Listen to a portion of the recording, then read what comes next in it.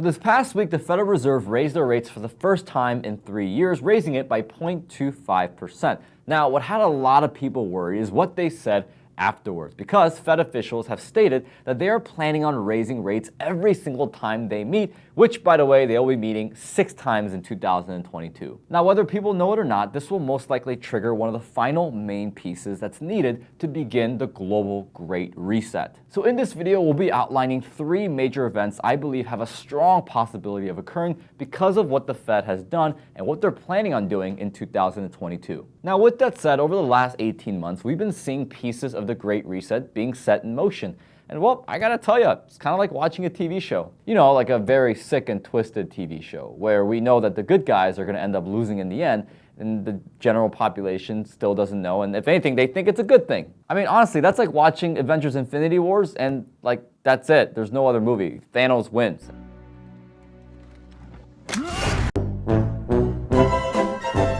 But hey, who needs liberty and freedom when we can all celebrate the first transgender swimmer to win the women's NCAA title? Come on, guys.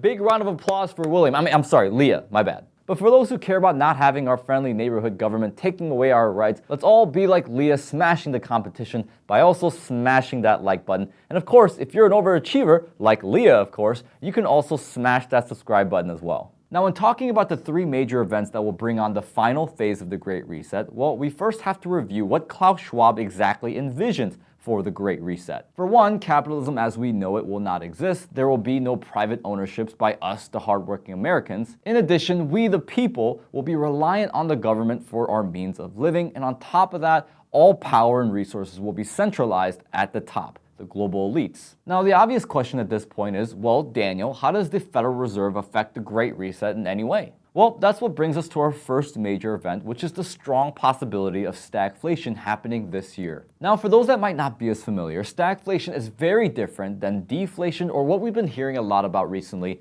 inflation. Because whereas inflation is a general increase in prices along with a decrease in the purchasing power of our currency, Investopedia describes stagflation as slow economic growth and relatively high unemployment, or economic stagnation, which is at the same time accompanied by rising prices, aka inflation. And many economists, along with myself, would agree that stagflation is the worst out of the 3 economic situations to be in. And currently, many economists are forecasting that GDP growth is indeed going to slow down in the year 2022. As a matter of fact, according to the Philadelphia Federal Reserve Bank, forecasters predicted real GDP will grow at an annual rate of 1.8% in the first quarter of 2022, which is down 2.1% from the prediction of 3.9% in the last survey. So if you add in high inflation, which I think we're all on the same page that 2022 is going to continue with higher inflation, well, you've got your classic textbook example of what stagflation is. Now, at this point, some may ask, well, Daniel, how can we have the Federal Reserve increasing their interest rates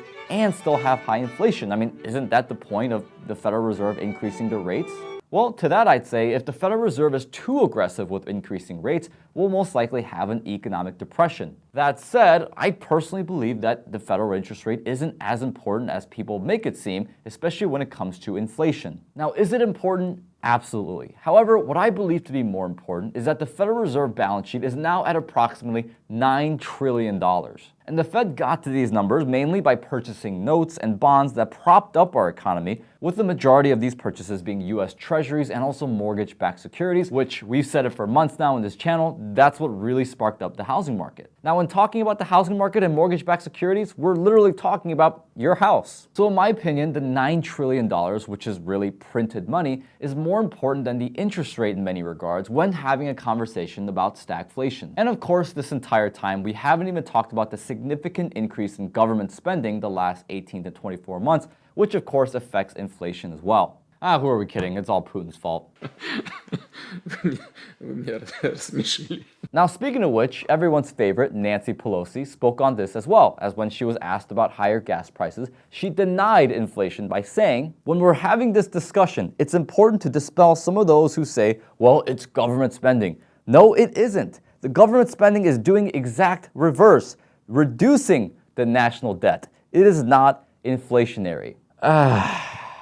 Now, when talking about the major events that will onboard the Great Reset, the first one, as we discussed, is stagflation, which really sets up the second major event, which is the integration of national universal basic income. Now, if you think about UBI, there's no better scenario for the Biden administration backed by the World Economic Forum to push for universal basic income than a scenario where the prices of goods and services have gone up, gas prices. National economic growth is slowing down more and more, wages have not increased whatsoever, causing more economic duress, and all the blame is being placed on capitalism and free market principles. Wouldn't this be the perfect scenario for taxes to skyrocket on the producers for the purpose of being able to fund universal basic income? I mean, there are articles written and published on the World Economic Forum platform that literally talk about governments intervening and controlling public and private companies to fix things as opposed to allowing free market principles to do it naturally. And we've talked about this on our channel many times, how UBI is really the first main factor of the Great Reset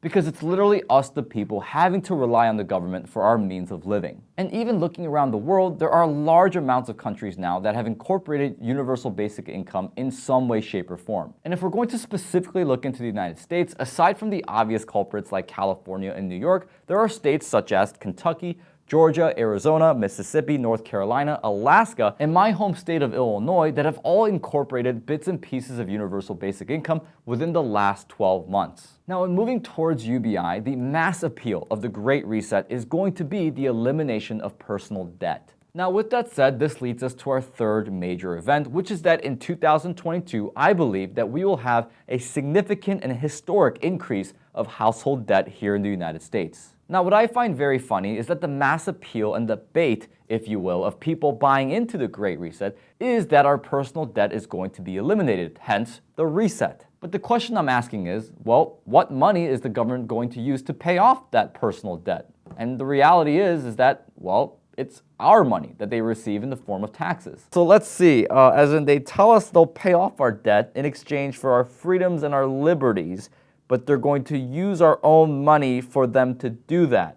And if we don't give them the money to do that, we go to jail. I'm sorry, but does anyone else see something wrong with that? Now, be that as it may, according to CNBC, the average US household with debt now owes $155,622, or more than $15 trillion altogether, including debts from credit cards, mortgages, home equity line of credit, auto loans, student loans, and other household obligations. And this is up 6.2% from exactly a year ago. So with the more debt American families get into, obviously the appeal for buying into the Great Reset is going to grow. And honestly, the only way for that to stop is for us, the American people, to be more educated on financial literacy and be more aware of our rights, liberties, and freedoms as American citizens. Which is why I love what my brother and I do and talk about on our YouTube channel. Now, speaking of which, I want to invite you to check out this video that will be linked in the end screen, which talks about exactly what I just said, financial freedom and being more aware of our rights, liberties, and freedoms as American citizens. Have a great day, everyone. See you in the next one.